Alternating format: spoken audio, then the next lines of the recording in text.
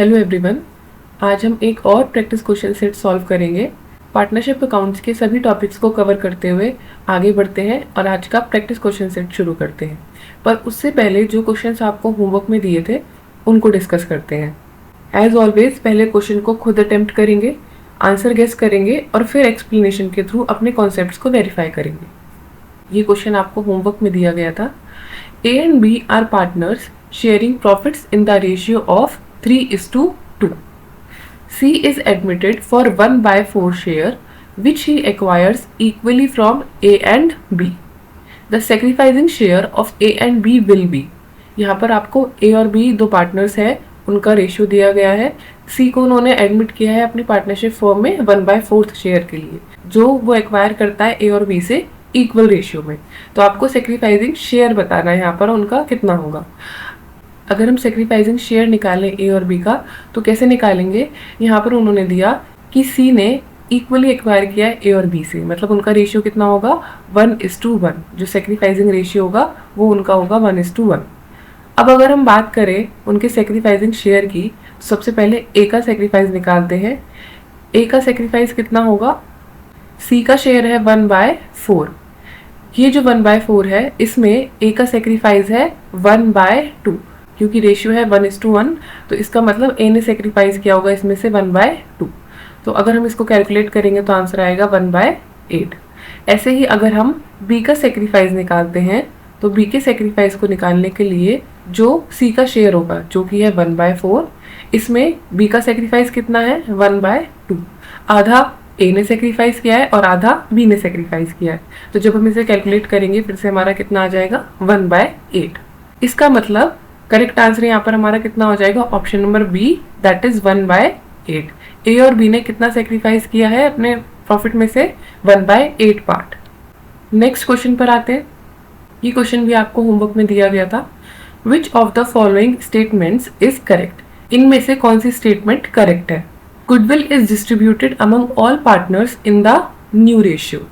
जो गुडविल होती है वो सभी पार्टनर में डिस्ट्रीब्यूट होती है, वो भी नए रेशियो में। Option B, revaluation profit is shared by all partners including the new partner. जो रिवैल्यूएशन का प्रॉफिट होता है वो हम सभी पार्टनर्स में बांटते हैं इंक्लूडिंग द न्यू पार्टनर, नए पार्टनर को भी उसमें हिस्सा मिलता है। Option C, premium for goodwill is credited to sacrificing partners. जो प्रीमियम फॉर गुडविल लेकर आता है नया पार्टनर वो किसको मिलता है, सेक्रीफाइसिंग पार्टनर को, वो हम सेक्रीफाइसिंग पार्टनर के अकाउंट में क्रेडिट करते हैं। And option D, general reserve is transferred to all partners in the new ratio. और जो जर्नल रिजर्व होता है वो हम ट्रांसफर करते हैं सभी पार्टनर्स को उनके न्यू रेशियो में। तो अगर हम यहाँ पर बात करें ऑप्शन नंबर ए की, तो गुडविल जो होगी वो सभी पार्टनर्स में डिस्ट्रीब्यूट नहीं हो सकती। एडमिशन के टाइम पर जब नया पार्टनर आता है बिजनेस में, जो गुडविल होती है वो सिर्फ ओल्ड पार्टनर्स में डिस्ट्रीब्यूट होगी, उसमें न्यू पार्टनर को कोई हिस्सा नहीं मिलेगा। Same for option number B, revaluation का जो प्रॉफिट होगा वो सिर्फ ओल्ड पार्टनर्स में डिस्ट्रीब्यूट होगा, नए पार्टनर को उसमें हम कोई हिस्सा नहीं देते हैं। And option number D, general reserve जो होगा वो भी सिर्फ और सिर्फ ओल्ड पार्टनर्स में डिस्ट्रीब्यूट होगा, उसमें न्यू पार्टनर की कोई मेहनत नहीं है, चाहे वो जनरल रिजर्व हो, चाहे वो गुडविल हो, रिवैल्यूएशन प्रॉफिट हो, इसमें न्यू पार्टनर का कोई हिस्सा नहीं होता क्योंकि इसमें उसकी कोई मेहनत नहीं लगी हुई। तो ये सिर्फ और सिर्फ ओल्ड पार्टनर्स को मिलेगा। तो यहाँ पर हमारा करेक्ट ऑप्शन होगा ऑप्शन नंबर सी।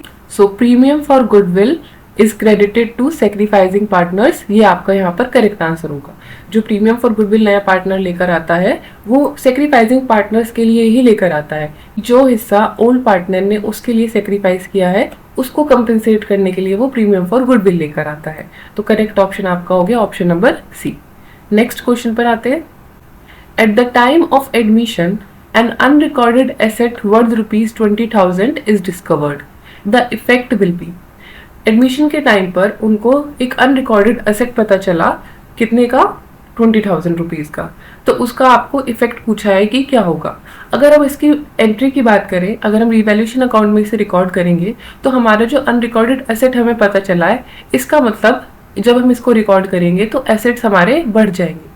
अगर एसेट्स बढ़ जाएंगे तो फर्म को क्या होगा, फर्म को प्रॉफिट होगा। और जब भी फर्म को प्रॉफिट होता है तो हम उसे रिवैल्यूएशन अकाउंट में क्या करते हैं, क्रेडिट। तो अगर हम इसकी एंट्री बनाएं तो हम क्या करेंगे, यहाँ पर अनरिकॉर्डेड एसेट अनरिकॉर्डेड एसेट को हमें क्या करना है, डेबिट। अनरिकॉर्डेड एसेट को हमने यहाँ पर डेबिट कर दिया और क्रेडिट क्या कर देंगे to revaluation account. Revaluation account हमें यहाँ क्रेडिट करना है क्योंकि उसके एसेट बढ़ रहे हैं और फर्म को प्रॉफिट हो रहा है। रिवैल्यूएशन अकाउंट क्रेडिट हो गया और अनरिकॉर्डेड एसेट हमारे डेबिट हो गए। तो अगर हम बात करें अपने ऑप्शंस की, option A is revaluation account will be debited bye ₹20,000। Debit तो हमें करना ही नहीं है क्योंकि यहाँ पर हमें प्रॉफिट हो रहा है। Option B is revaluation account will be credited by ₹20,000। This is your correct option. Revaluation account को हम क्रेडिट कर देंगे ₹20,000 से। ऑप्शन सी हमारा देख लेते हैं, partners capital account will be debited. Capital की अभी यहाँ हमें बात ही नहीं करनी थी। And no entry will be passed, ये तो ऑप्शन नहीं है। तो हमारा करेक्ट आंसर हो गया option number B. Next question पर आते हैं। तो ये थे आपके वो क्वेश्चन जो आपको होमवर्क में मिले थे। अब आगे बढ़ते हैं और आज का प्रैक्टिस क्वेश्चन सेट शुरू करते हैं। फर्स्ट क्वेश्चन है आपका, हिडन गुडविल अराइजेज व्हेन। यहाँ पर आपको हिडन गुडविल के बारे में पूछा है। क्वेश्चन सॉल्व करने से पहले एक बार हिडन गुडविल के बारे में जानते हैं। Hidden goodwill is the goodwill that is not given directly in the question but is calculated from the capital brought by a partner and his share in profits. Hidden goodwill क्या होती है? Hidden हमें word से ही पता चल रहा है कि वो goodwill छुपी हुई है, पता नहीं है हमें। तो hidden goodwill कब होगी? आपको क्वेश्चन में डायरेक्टली गुडविल नहीं दी गई होगी, तो आपको उसको कैलकुलेट करना होगा। कैसे कैलकुलेट करेंगे आप? उसको कैलकुलेट करने के लिए आपको दो चीज़ों की ज़रूरत होगी। एक तो जो कैपिटल लेकर आया होगा न्यू पार्टनर, एंड दूसरा उसका शेयर जो होगा प्रॉफिट में। इसका फॉर्मूला होता है hidden goodwill is equals to total capital of firm minus actual capital of partners. इसको एक एग्जाम्पल से हम समझते हैं। मान लेते हैं कोई एक फर्म थी जिसमें पार्टनर्स थे ए एंड बी। ये दो पार्टनर्स हैं उस फर्म में। अब इन्होंने एक नया पार्टनर एडमिट किया अपनी फर्म में सी को, और ये 1/4 शेयर के लिए फर्म में एडमिट हो गया। नया पार्टनर ये आ गया। अब हमें क्वेश्चन में ये दिया कि जो सी था ये कैपिटल लेकर आया था, और कितने की कैपिटल लेकर आया था? ये 50,000 एज कैपिटल लेकर आया था बिजनेस में। ठीक है, तो अगर हमें क्वेश्चन में डायरेक्टली गुडविल नहीं दी गई है और हमें अगर उसके शेयर से निकालना हो, उसके कैपिटल से निकालना हो, तो कैसे निकालेंगे? हम total capital of the firm निकालने के लिए उसकी जो कैपिटल होगी, जैसे कि यहाँ पर हमें दी गई है 50,000, इसको हम मल्टीप्लाई कर देंगे रेसिप्रोकल ऑफ हिज शेयर से। उसका शेयर था 1/4, हम उसके रेसिप्रोकल से दैट इज 4/1 से मल्टीप्लाई कर देंगे। ऐसा हमने इसलिए किया क्योंकि ये जो 50,000 था ये सिर्फ उसकी 1/4 शेयर का था। अगर हमें टोटल निकालना हो तो उसके रेसिप्रोकल से हमने मल्टीप्लाई कर दिया। जब हम करेंगे तो इसका आंसर हमारे पास क्या आएगा? 2 लाख। इसका मतलब टोटल कैपिटल फर्म की कितनी है? 2 लाख। अब मान लेते हैं कि यहाँ पर इन्होंने ए और बी की भी कैपिटल दी गई थी। ए की कैपिटल थी मान लेते हैं 70,000 एंड बी की कैपिटल हम मान लेते हैं 30,000। ये हम मान लेते हैं कि इन दोनों की कैपिटल दी गई थी। तो अगर हमें अब हिडन गुडविल कैलकुलेट करनी हो तो हिडन गुडविल कैलकुलेट करने के लिए ऊपर जो फॉर्मूला है अगर हम उसमें वैल्यूज पुट करें तो टोटल कैपिटल ऑफ फर्म हमारी कितनी कैलकुलेट होकर आई है? 2 लाख रुपीज। और उसमें से हमें माइनस करना है एक्चुअल कैपिटल ऑफ पार्टनर्स। इस एक्चुअल कैपिटल ऑफ पार्टनर्स में हम तीनों पार्टनर की ऐड करेंगे, दैट इज 70,000 ए की है, 30,000 बी की है, और जो न्यू पार्टनर आया वो कितनी लेकर आया है? 50,000। इन तीनों को ऐड करेंगे तो हमारा आ जाएगा 1,50,000, और उसे 2 लाख में से माइनस करेंगे तो फाइनल आंसर हमें मिल गया 50,000। इसका मतलब ये है फर्म की हिडन गुडविल। ऐसे कैलकुलेट करते हैं हम अपनी हिडन गुडविल को। अब अपने क्वेश्चन पर आते हैं। सो आपका क्वेश्चन था hidden goodwill arises when option A goodwill is already recorded in the books, option B the value of goodwill is not given directly but is inferred from the capital brought by the incoming partner, and option C partners decide not to value goodwill, या option D a partner retires from the firm। हमने अभी ये statement पढ़ी, यहाँ पर हमारा option B हो जाएगा आपका करेक्ट आंसर। गुडविल की वैल्यू हमें डायरेक्टली नहीं दी गई होती है, और जो नया पार्टनर आता है उसकी कैपिटल से ही, जो वो कैपिटल लेकर आता है उसकी कैपिटल से हम कैलकुलेट करते हैं हिडन गुडविल। आगे बढ़ते हैं। Next question is when a new partner is admitted existing accumulated profits and reserves are transferred to the capital accounts of which partners। Question आपका ये दिया हुआ है कि जब नया पार्टनर एडमिट होता है पार्टनरशिप फर्म में तो जो existing accumulated profit and reserve है, जो पहले से उनका एक्यूमुलेटेड प्रॉफिट और रिजर्व है, वो ट्रांसफर होता है कैपिटल अकाउंट में किस पार्टनर के? Option A, all partners including the new partner in the new profit sharing ratio. Option B, only the old partners in their old profit sharing ratio. Option C, only the old partners in their sacrificing ratio. या फिर option D, only the remaining partners in the gaining ratio. अगर हम accumulated profit and reserve की बात करें तो इसमें जैसे जनरल रिजर्व हो गया, रिजर्व फंड हो गया, प्रॉफिट एंड लॉस अकाउंट में अगर क्रेडिट बैलेंस है वो हो गया, कंटिजेंसी रिजर्व हो गया, इस टाइप की चीज़ें आती हैं। तो जब हम बात करें एडमिशन की, तो ये जो एक्यूमुलेटेड प्रॉफिट और रिजर्व होगा, ये सिर्फ किसको बिलोंग करता है? ये सिर्फ और सिर्फ ओल्ड पार्टनर्स का है। जैसे हमने बात किया था रिवैल्यूएशन प्रॉफिट का, रिवैल्यूएशन प्रॉफिट सिर्फ ओल्ड पार्टनर्स का होता है क्योंकि उसमें न्यू पार्टनर की कोई मेहनत नहीं है। सेम हम यहाँ पर बात करते हैं एक्यूमुलेटेड प्रॉफिट और रिजर्व की, इसमें भी सिर्फ ओल्ड पार्टनर का हिस्सा होता है, नए पार्टनर ने उसमें कोई कंट्रीब्यूशन ही नहीं दिया है तो उसको इसमें कोई हिस्सा मिलने का मतलब ही नहीं होता। तो अगर हम बात करें फर्स्ट ऑप्शन की, तो सभी पार्टनर्स को नहीं मिलना, न्यू पार्टनर को उसमें हिस्सा नहीं मिलना है, तो इसका मतलब ऑप्शन ए हमारा रॉन्ग हो जाएगा। Only the old partners in the old profit sharing ratio, this is your correct answer, option number B. यहाँ पर हमारा ऑप्शन सी था only the old partners in their sacrificing ratio. Sacrificing ratio में नहीं आता है क्योंकि सेक्रीफाइसिंग रेशियो में सिर्फ वो चीज़ें आएंगी जो वो सेक्रीफाइस कर रहे हैं, अगर तो उनको कंपेंसेशन मिल रहा है उस केस में हम यूज़ करते हैं। अगर एक्यूमुलेटेड प्रॉफिट की बात करें तो ये सिर्फ ओल्ड रेशियो में ही उनको डिस्ट्रीब्यूट होता है, तो ऑप्शन सी भी गलत हो गया। ऑप्शन डी में only remaining partners in the gaining ratio, यहाँ पर रिटायरमेंट की बात नहीं हो रही है, एडमिशन की बात हो रही है, तो ये भी आपका ऑप्शन गलत हो गया। तो ऑप्शन बी आपका यहाँ पर करेक्ट आंसर है। नेक्स्ट क्वेश्चन पर आते हैं। When partners decide to adjust their capital accounts based on the new profit sharing ratio, what is typically used as the base for recalculating the new capitals? अब कभी कभी क्या होता है कि जब एडमिशन होता है किसी नए पार्टनर का, उसके बाद पार्टनर्स डिसाइड करते हैं कि जो टोटल कैपिटल मान लेते हैं कि अब हमें अपनी फर्म की टोटल कैपिटल एक पर्टिकुलर अमाउंट करनी है, तो उसके केस में अब यहाँ पर आपको क्वेश्चन पूछा है कि जब वो अपनी कैपिटल अकाउंट को एडजस्ट करते हैं। अच्छा, एडजस्टमेंट किस लिए करते हैं? अब मान लेते हैं उन्होंने अपना माना कि हम टोटल कैपिटल अपनी 5 लाख रखने वाले हैं। अब उस 5 लाख को उन्होंने एक रेशियो डिसाइड किया कि इस रेशियो में हमारी कैपिटल तीनों में बटी हुई होनी चाहिए। तो ऐसे केस में क्या हो सकता है कि हो सकता है किसी एक पार्टनर को एडिशनल कैपिटल लानी पड़े, या फिर हो सकता है कि दूसरे पार्टनर को अपनी कैपिटल में से कुछ हिस्सा निकालना पड़े, तो ये हमें एडजस्टमेंट करनी पड़ती है कैपिटल अकाउंट में। तो यहाँ पर आपसे ये क्वेश्चन पूछा है कि जब पार्टनर डिसाइड करते हैं अपनी कैपिटल अकाउंट को एडजस्ट करने के लिए न्यू प्रॉफिट शेयरिंग रेशियो के अकॉर्डिंग, तो न्यू कैपिटल निकालने के लिए क्या बेस होता है? जब हम कैलकुलेट करते हैं न्यू कैपिटल्स तो उसके लिए क्या बेस मानते हैं? Option A, total assets of the firm before reconstitution. Option B, total capital of the old firm before adjustments. Option C, the new partners capital और the total adjusted capital of old partners. या फिर option number D, the opening balance of the retiring partners capital account. One more thing, जरूरी नहीं है कि सिर्फ admission के time पर कैपिटल एडजस्टमेंट हो, रिटायरमेंट या डेथ के टाइम पर भी वो कैपिटल एडजस्टमेंट के बारे में सोच सकते हैं।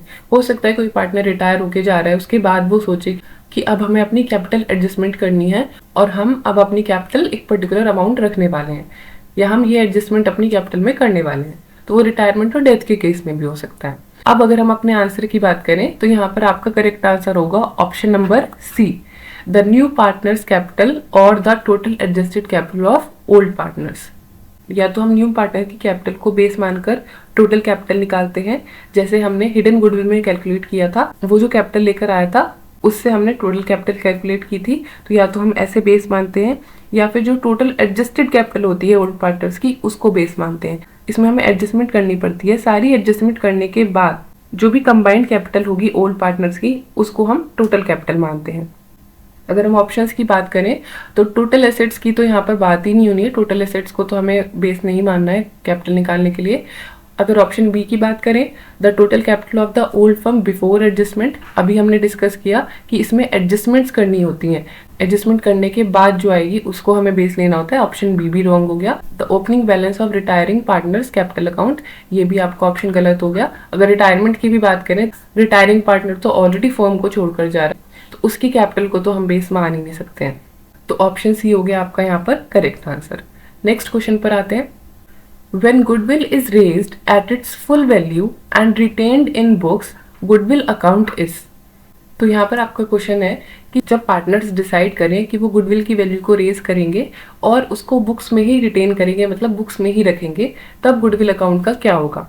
Option A debited, option B credited, option C closed, या फिर ऑप्शन डी इग्नोर्ड।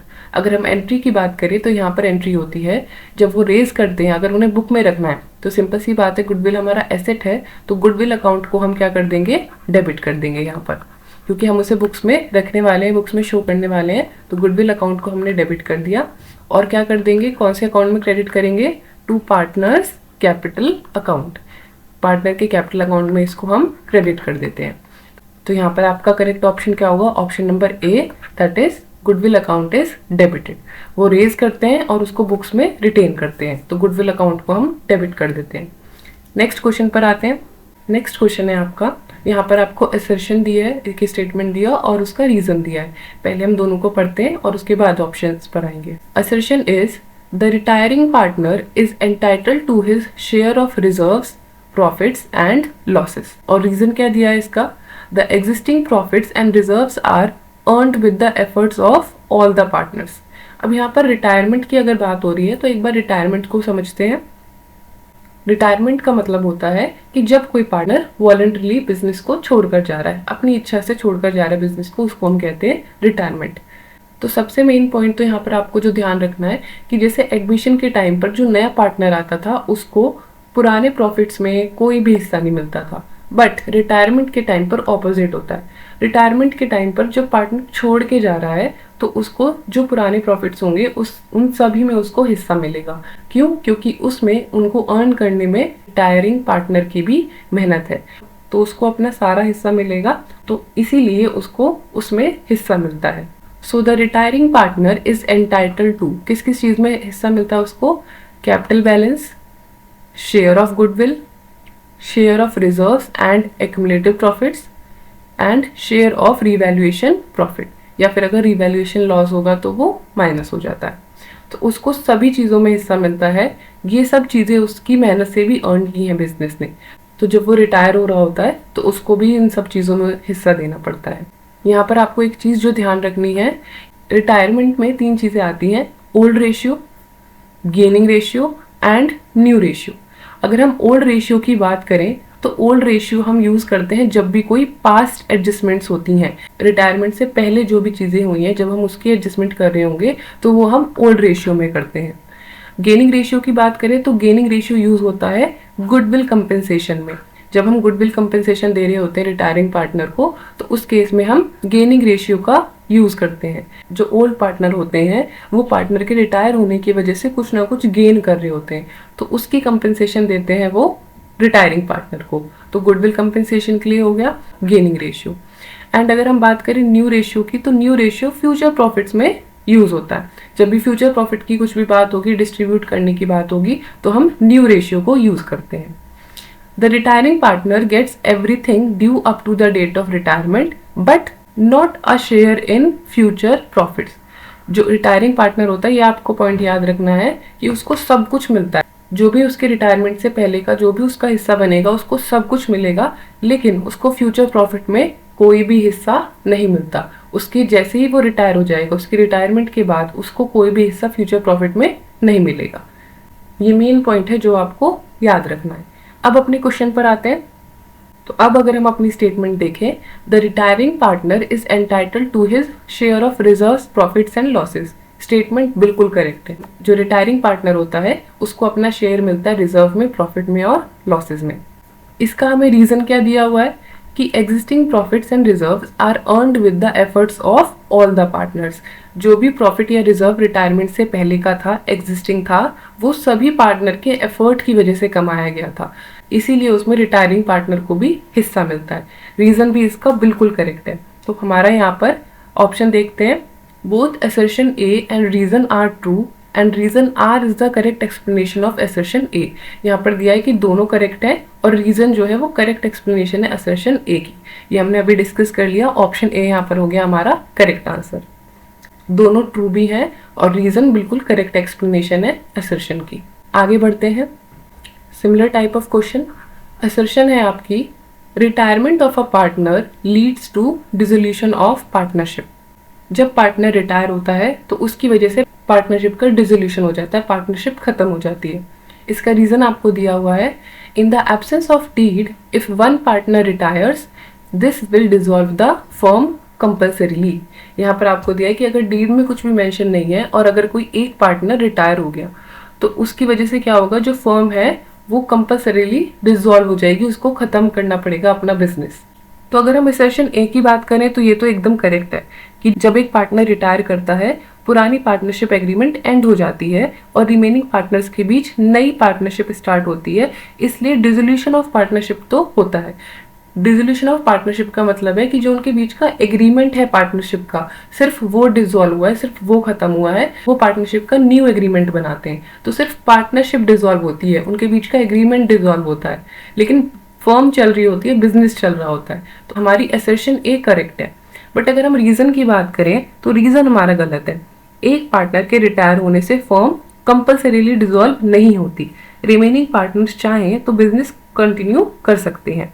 यहाँ सिर्फ पार्टनरशिप डिसॉल्व होती है, फर्म नहीं। अगर फर्म लिखा है, फर्म के डिसॉल्व होने का मतलब है कि बिजनेस ही खत्म हो गया, बिजनेस ही बंद हो गया, बट ऐसा नहीं होता। तो अगर ऑप्शन ए देखें, both assertion and reason are true and reason is the correct explanation of assertion, this is wrong, option गलत है ये तो हमारा। Both assertion A and reason are true but reason is the not correct explanation of assertion, नहीं, हमने अभी देखा कि असर्शन तो करेक्ट है लेकिन रीजन गलत है। तो यहाँ पर हमारा करेक्ट क्या होगा, option number C, assertion A is true but reason is false. जो हमें रीजन दिया है वो गलत दिया हुआ है, इसलिए option C is your correct answer. Next question पर आते हैं। If the amount due to a retiring partner is not paid immediately it is transferred to. अब जब पार्टनर रिटायर होता है तो जो भी उसका शेयर होता है वो डेफिनेटली हम उसके अकाउंट में ट्रांसफर करते हैं, उसको दे देते हैं। कभी कभी क्या होता है कि फर्म के पास सफिशिएंट अमाउंट नहीं होती रिटायरिंग पार्टनर को देने के लिए, तो ऐसे केस में हम क्या करते हैं कि जो रिटायरिंग पार्टनर होता है उसके लोन अकाउंट में हम उसको ट्रांसफर कर देते हैं। जो भी अमाउंट होती है वो हम उसको तभी के तभी नहीं दे पा रहे हैं क्योंकि हमारे पास सफिशिएंट अमाउंट नहीं है उसे देने के लिए, तो हम क्या करते हैं उस टाइम के लिए उसके लोन अकाउंट में उसको हम ट्रांसफर कर देते हैं। अगर हमारे पास अमाउंट है, अगर हम उसको दे पा रहे हैं तो हम उसके कैपिटल अकाउंट में कर देंगे ट्रांसफर, लेकिन अगर नहीं दे पा रहे हैं तो उसके लोन अकाउंट में ट्रांसफर करते हैं। ऑप्शन देखते हैं यहाँ पर हमारे, option A is current account, option B loan account, option C cash account या फिर ऑप्शन डी रीवैल्यूएशन अकाउंट। तो करेक्ट ऑप्शन आपका यहाँ पर क्या होगा, ऑप्शन नंबर बी। जब हम अमाउंट उसको नहीं दे पा रहे हैं तभी के तभी, तब हम उसके लोन अकाउंट में उसको क्रेडिट कर देते हैं, ट्रांसफर कर देते हैं। नेक्स्ट क्वेश्चन पर आते हैं। In the absence of any agreement share of profit up to the date of death is usually calculated on the basis of. अब यहाँ पर डेथ की बात हो रही है कि कोई पार्टनर की डेथ हो गई है, तो उसके बारे में हम एक बार प्रोविजंस जानते हैं और उसके बाद क्वेश्चन पर आएंगे। In case of death of a partner legal higher और एग्जीक्यूटर इज एंटाइटल्ड टू। यहाँ पर आपको सबसे पहले एक चीज़ ध्यान रखनी है कि जब रिटायरमेंट होता है तो जो भी हमें अमाउंट रिटायरिंग पार्टनर को देनी होती है वो हम उसके कैपिटल अकाउंट में क्रेडिट कर देते हैं, उसके अकाउंट में ट्रांसफर कर देते हैं। लेकिन डेथ के केस में पार्टनर की डेथ हो गई है तो हम पार्टनर के अकाउंट में नहीं करते, हम उसके लीगल हायर या एग्जीक्यूटर को जो भी अमाउंट होती है वो देते हैं। तो क्या क्या चीज़ें हैं जो उनको मिलती है, first thing is capital balance, second is share of goodwill, share of reserves and accumulated profits and share of revaluation profit, या रिवैल्यूएशन लॉस हुआ है तो वो माइनस हो जाता है। अगर हम इन 4 पॉइंट की बात करें तो ये रिटायरमेंट और डेथ दोनों में सेम होते हैं, सभी चीज़ों में हिस्सा मिलता है जिस पार्टनर की डेथ हो जाती है उसको। लेकिन यहाँ पर अगर हम इस पॉइंट की बात करें जो कि डिफरेंट है, वो है share of profit up to the date of death. अब होता क्या है कि जो रिटायरमेंट है वो जनरली ईयर के एंड में होती है, लेकिन डेथ ऑफ अ पार्टनर क्या है, डेथ तो अनसर्टेन है, वो कभी भी हो सकती है। तो मान लेते हैं जैसे कि अप्रैल से ईयर शुरू हुआ और सितंबर में पार्टनर की डेथ हो गई, तो जो भी अप्रैल से लेके सितंबर तक उसका जो प्रॉफिट बनेगा, जो उसका शेयर होगा, वो हम उसको ट्रांसफर करते हैं एग्जीक्यूटर अकाउंट में। तो share of profit up to the date of death, death तक जो भी उसका प्रॉफिट बनेगा वो हम ट्रांसफर कर देते हैं। सेटलमेंट के लिए ध्यान रखेंगे amount due is transfer to executors account. अब अपने क्वेश्चन पर आते हैं। In the absence of any agreement, share of profit up to the date of death is usually calculated on the basis of. अगर एग्रीमेंट नहीं है तो जो शेयर ऑफ प्रॉफिट है, अभी हमने बात की कि शेयर ऑफ प्रॉफिट मिलता है up to the date of death, वो हम कैलकुलेट करेंगे किस बेसिस पर। Option A last years profit, option B future profit, option C cash sales, या option D capital introduce.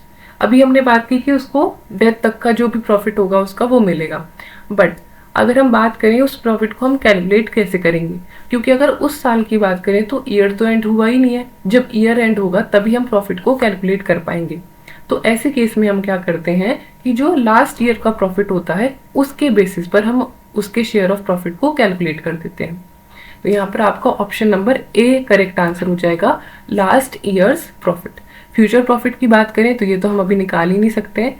Cash sales और कैपिटल इंट्रोड्यूस्ड यहाँ पर इंक्लूड नहीं होती, तो आपका करेक्ट आंसर हो जाएगा option number A. Next question पर आते हैं। Executors account represents the amount payable to. Option A creditors, option B continuing partners, option C legal heir या रिप्रेजेंटेटिव ऑफ डिसीज्ड पार्टनर, या ऑप्शन डी डेटर्स। अभी हमने बात की जो भी हम सेटलमेंट करते हैं वो हम एग्जीक्यूटर के अकाउंट में ट्रांसफर कर देते हैं। ये जो एग्जीक्यूटर का अकाउंट होता है ये किसको शो करता है, लीगल हायर या रिप्रेजेंटेटिव को डिसीज पार्टनर की। तो ऑप्शन सी आपका यहाँ पर करेक्ट आंसर हो जाएगा। नेक्स्ट क्वेश्चन पर आते हैं। अब न्यूमेरिकल्स देखते हैं। Puja, Nita and Anita were partners in a firm sharing profits and losses in the ratio of 3:2:1। तीन पार्टनर थे पूजा, नीता एंड अनीता, उनका रेशियो आपको दिया है 3:2:1। Puja retired and her share is taken up by Nita and Anita equally. The new profit sharing ratio of Nita and Anita will be. पहले तीनों का old ratio लिख लेते हैं।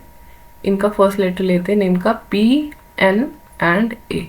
तीनों का जो रेशियो है ओल्ड रेशियो वो दिया है 3:2:1। अगर हम इनके शेयर की बात करें तो पूजा का कितना शेयर होगा 3/6, नीता का कितना शेयर होगा 2/6 एंड अनीता का शेयर होगा 1/6। ये हो गए उनके ओल्ड शेयर।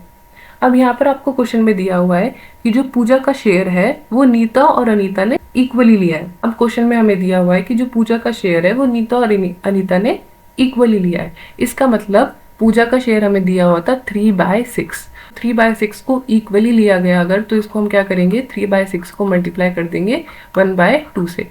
आधा हिस्सा लिया होगा नीता ने और आधा हिस्सा लिया होगा अनीता ने। क्या आएगा यहाँ पर हमारा 3/12। 3/12 क्या है, जो अमाउंट जो शेयर दोनों को मिलेगा, ईच गेट्स 3/12। तो अब न्यू शेयर कैलकुलेट करते हैं। न्यू शेयर निकालने के लिए हम क्या करते हैं, न्यू शेयर का फॉर्मूला होता है जो भी उनका ओल्ड शेयर होता है, ओल्ड शेयर में हम ऐड कर देंगे उनका गेन, जो भी उन्हें गेन हुआ है। अब हम नीता का शेयर निकालते हैं। नीता का शेयर क्या होगा, न्यू शेयर नीता का होगा जो उसका ओल्ड शेयर है जो कि है 2/6, उसमें गेन ऐड कर देंगे। गेन कितना आया हमारा 3/12। इसको कैलकुलेट करेंगे तो आंसर हमारा यहाँ पर आएगा 7/12। अब बात करें अगर हम अनीता की, तो अनीता का कितना शेयर आएगा, ओल्ड शेयर है अनीता का 1/6, गेन हुआ उसे 3/12। यहाँ पर हमारा आंसर कितना आ गया 5/12। ये हो गया उनका न्यू शेयर, दोनों का न्यू शेयर आ गया। रेशियो की बात करें तो रेशियो कितना बन जाएगा यहाँ पर हमारा 7:5। नीता और अनीता का न्यू रेशियो हो गया 7:5। Correct answer is option number B. फिर से देख लेते हैं, रिटायरमेंट के टाइम पर न्यू शेयर हमें अगर कैलकुलेट करना हो तो न्यू शेयर निकालने के लिए जो भी उनका ओल्ड शेयर होता है प्लस उसमें हम ऐड कर देते हैं जो उनका गेन है। ऑब्वियसली जब पार्टनर रिटायर हो रहा है तो उनको कुछ गेन हो रहा होगा, उसको हम उसमें ऐड कर देते हैं और उनका न्यू शेयर आ जाता है। यहाँ पर हमें दिया हुआ था कि पूजा जब रिटायर हो रही है तो उसका शेयर नीता और अनीता ने इक्वली लिया है। उसका शेयर हमें यहाँ दिया हुआ था 3/6। 3/6 को हमने 1/2 से मल्टीप्लाई कर दिया क्योंकि आधा हिस्सा नीता ने लिया होगा और आधा हिस्सा अनीता ने। हमारा आया यहाँ पर 3/12। हमने 3/12 दोनों के शेयर में ऐड कर दिया और हमारा रेशियो आ गया। अब आते हैं हम अपने नेक्स्ट क्वेश्चन पर। A, B and C share profits in the ratio of 3:2:1. तीनों पार्टनर का यहाँ पर आपको रेशियो दिया हुआ है। बी रिटायर्स, अब इसमें से बी रिटायर हो गया। His capital balance after all adjustment is 80,000 rupees. The firm pays rupees 30,000 immediately. Amount transfer to B's loan account will be. इससे पहले भी हम एक क्वेश्चन में भी डिस्कस कर चुके हैं कि अगर हम रिटायरिंग पार्टनर को अमाउंट तभी के तभी दे देते हैं तो हम उसके अकाउंट में, कैपिटल अकाउंट में उसको ट्रांसफर कर देते हैं।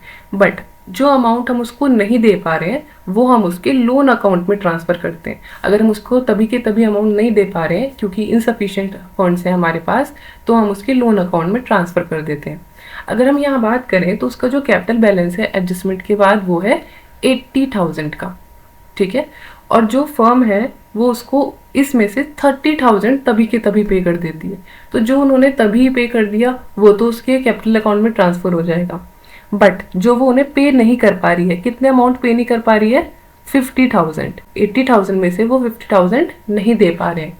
तो ये जो 50,000 की अमाउंट है ये उसके लोन अकाउंट में ट्रांसफर हो जाएगा क्योंकि ये अमाउंट वो उसको नहीं दे पा रहे हैं।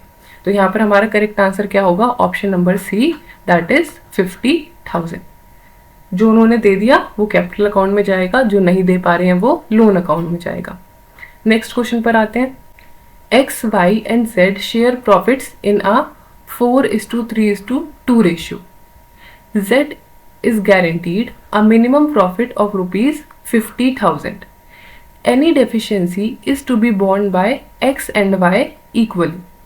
If the actual profit share of Z comes out to be rupees 40,000, how much deficiency will be debited to Y's capital account? यहाँ पर आपको तीनों का रेशियो दिया हुआ है और ये कहा है कि Z को मिनिमम प्रॉफिट की गारंटी दी गई है कि उसको 50,000 का मिनिमम प्रॉफिट मिलेगा ही, चाहे फर्म को उतना प्रॉफिट हुआ हो चाहे नहीं हुआ हो।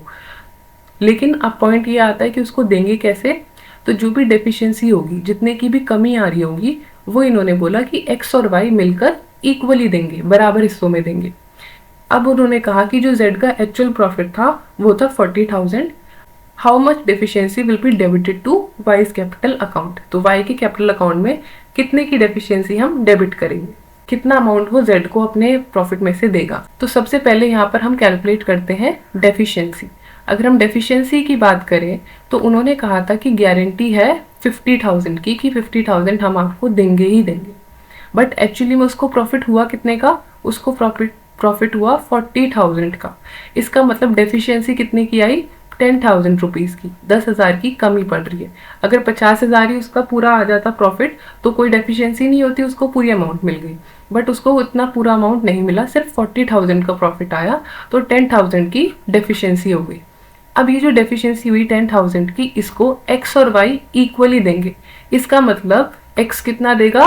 5,000 और वाई कितना देगा? वाई भी देगा 5,000। तो अगर बात करें कि डेफिशिएंसी जो वाई के कैपिटल अकाउंट में डेबिट करेंगे वो कितने की आएगी? Option number B, 5,000 is your correct answer. आगे बढ़ते हैं। अब ये है आपका होमवर्क क्वेश्चन। 3 आपके लिए होमवर्क क्वेश्चन है, इनको आप सॉल्व करेंगे और इनका जो भी आंसर होगा उनको कमेंट बॉक्स में लिखेंगे। नेक्स्ट क्लास में पहले हम इनको डिस्कस करेंगे और उसके बाद आगे बढ़ेंगे। Question is A, B and C share profits in the ratio 3:2:1. B retires, general reserve rupees 24,000 and profit on revaluation rupees 12,000. Amount credited to B's capital account will be. तीनों का रेशियो दिया है, इसमें से B रिटायर हो गया। इन्होंने आपको 2 चीज़ें दी हैं जो कि है जनरल रिजर्व और प्रॉफिट ऑन रिवैल्यूएशन। आपको ये बताना है कि हम B के कैपिटल अकाउंट में क्या अमाउंट क्रेडिट करेंगे, क्या हिस्सा उसको मिलेगा। नेक्स्ट क्वेश्चन देखते हैं। नेक्स्ट आपका होमवर्क का क्वेश्चन है A, B and C share profits in the ratio of 3:2:1. B retires. Amount due to him after all adjustments is rupees 1,20,000. The firm pays 25% immediately. Amount transferred to loan account is. Again similar type of question है, थोड़ा सा difference है बस इसमें आपको दिया हुआ है कि जो एडजस्टमेंट के बाद उसको अमाउंट मिलनी थी वो थी 1,20,000। इसमें से 25% उन्होंने तभी दे दिया, तो उसके लोन अकाउंट में जो अमाउंट ट्रांसफर होगी वो आपको बतानी है। लास्ट क्वेश्चन देख लेते हैं अपना। लास्ट आपका होमवर्क का क्वेश्चन है which statement is correct. Correct statement बतानी है आपको इनमें से। Retirement causes dissolution of the firm, जब भी रिटायरमेंट होगी तो फर्म डिसॉल्व हो जाएगी। Death always causes dissolution of the firm, अगर डेथ होती है किसी पार्टनर की तब भी फर्म डिसॉल्व हो जाएगी। Option C, retirement and death generally lead to reconstitution of the firm, retirement और डेथ की वजह से रिकॉन्स्टिट्यूशन होता है फर्म का। And option D, none of these. जो भी करेक्ट आंसर होंगे आप उनको कमेंट बॉक्स में लिखेंगे। अगर आपका कोई भी डाउट, कोई भी क्वेरी है तो टेलीग्राम का लिंक आपको नीचे कमेंट बॉक्स में दिया है, आप टेलीग्राम पर अपने डाउट्स और क्वेरीज पूछ सकते हैं। That's all for this video. Keep learning and keep practising.